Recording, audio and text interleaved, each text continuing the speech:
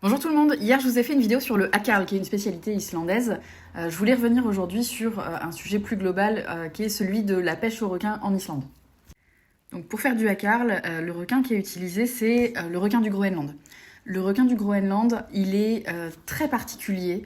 En fait c'est un requin qui met énormément de temps à grandir et à vieillir. C'est un requin qui peut vivre plusieurs siècles, mais qui met aussi a priori une centaine d'années à arriver à maturité sexuelle.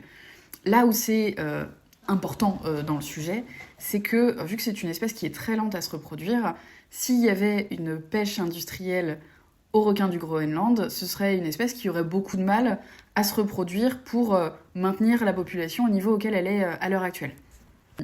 La majorité des requins qui sont pêchés pour faire du hakarl, mais qui sont pêchés tout court à l'échelle mondiale, c'est des requins, je parle toujours des requins du Groenland uniquement, hein, c'est des requins qui sont plutôt pris dans les filets lors d'autres pêches, et il n'y a pas de pêche industrielle du requin du Groenland.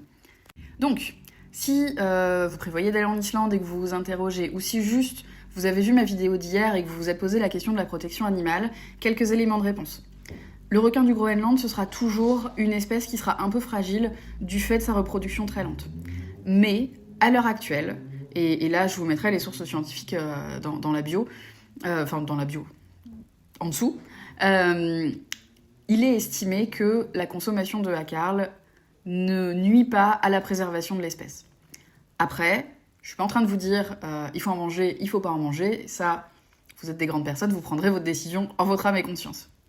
Un petit aparté quand même, il y a des vidéos qui ont beaucoup circulé à juste titre il y a quelques temps sur une pratique qui n'est pas la pratique qui est utilisée pour faire du hakarl. C'est la pratique qu'on appelle le shark finning et c'est la pêche qui consiste à donc pêcher un requin, couper ses ailerons, rejeter le pauvre requin dans l'eau où il meurt puisqu'un requin ne peut pas vivre sans ses ailerons. Ce n'est pas ce qui est fait pour le hakarl, c'est pas ce qui se produit avec le requin du Groenland. Cette pêche-là, clairement, on est sur de la torture. C'est un autre cas de figure qui est important, mais ce n'est pas celui-ci qui concerne le hakarl. Le point de vigilance à avoir pour moi sur le hakarl, c'est surtout faire en sorte que ça reste en l'état, qu'il n'y ait pas de pêche industrielle. Si un jour devait y avoir une pêche industrielle au requin du Groenland, là pour le coup on aurait des raisons légitimes de s'inquiéter pour la protection des espèces.